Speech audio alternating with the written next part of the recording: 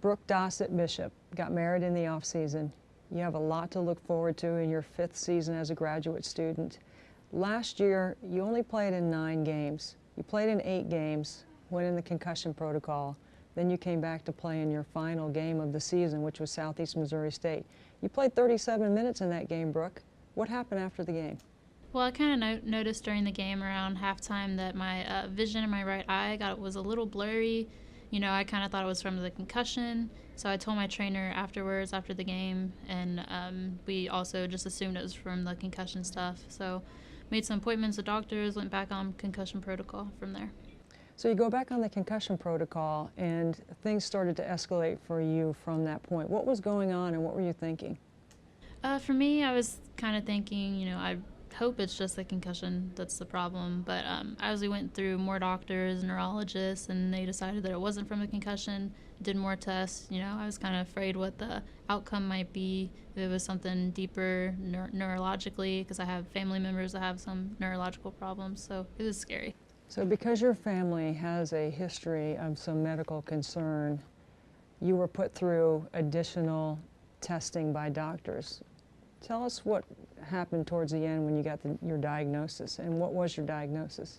So after I did a couple tests throughout the months, and found out in early January, I believe, that I was diagnosed with multiple sclerosis, MS. How old are you, Brooke? I'm 22 right now. I was 21 when I was diagnosed. That's very young to be diagnosed with a devastating disease like that. How did you take the news? It was really discouraging. I mean, I know a handful of people with MS, and I mean, they're in no shape to play college basketball. So, to me, that was, possibly the end of my college career. My senior season, I only got to play 9 games, and they didn't go exactly how I wanted them to. So, I was very hopeful that I'd get to play again, but kind of didn't think I would. Multiple sclerosis is defined as a disabilitating disease of brain and spinal cord affecting the central nervous system. Some of the symptoms are vision problems, balance, numbness, pain, fatigue. All those symptoms just sound like what a normal basketball player might go through. How did you feel when you heard that diagnosis? Just knowing people with MS and Googling it myself, kind of figuring out the symptoms and stuff. Again, I was really scared. It's potentially some people are paralyzed by the end of their life, and a lot of people can barely walk or have gaits wrong with their walking and stuff like that. So again, I was really scared, and I'm very lucky that I haven't had a lot of those symptoms, and hopefully it doesn't get that far. So, what do you tell people about your MS? Normally, a lot of people ask what MS is. It's, a lot of people don't know what it is. So I'll explain to them what it is and the problems that I have, which, again, luckily are minimal right now, and, how it's affected me so far, and, how I kind of get through it. You could have graduated, you could have gone on, you just got married, you could go on and start your family, but you get this diagnosis and you still want to play basketball. Why? Well, it's how they say you don't really know what you have until it's taken from you. When I thought that I might be able to play, that's all I wanted to do was play basketball. And another thing, when I was looking it up, and I couldn't find anything about college athletes that had multiple sclerosis, so I didn't know if it was a possibility.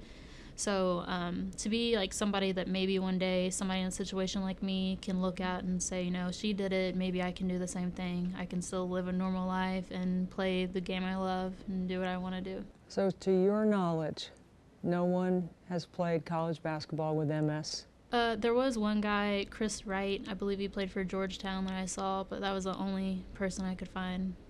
And he's in the pros now, so it was kind of not related to the NCAA stuff. So is Chris somebody that you look up to, or are you inspired by his story? And how can you use your story to inspire others?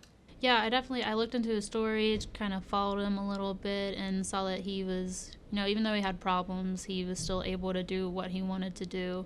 And hopefully I can do the same thing, continue on as far as I want, and inspire other people that are in the same situation like me. So Brooke, you're taking on a full-time class load. You have a new husband. You're managing a basketball schedule that we know is very physical and very demanding. Why? Because I love basketball, you know? I mean, I didn't know how much I loved it until I thought that I might not be able to play it again. But, you know, it's kind of a newfound love for basketball, and just, I don't really know what I'd do without it right now. When people find out that you have MS, there's some people that are going to react with great empathy. There's others that are going to be really inspired by your story. What do you want people to know? I just want people to know that, I mean, it hasn't changed my life that much, and it shouldn't. You know, it's a diagnosis. It's not who I am, and it's possible to get through and still do what you want to do in your life and reach your dreams or whatever. So you're not letting any obstacles stop you from what you want to do next? No, ma'am. Brooke, you're really inspiring, and thank you for sharing your story. Thank you. I hope we can help a lot of people with it. Me too.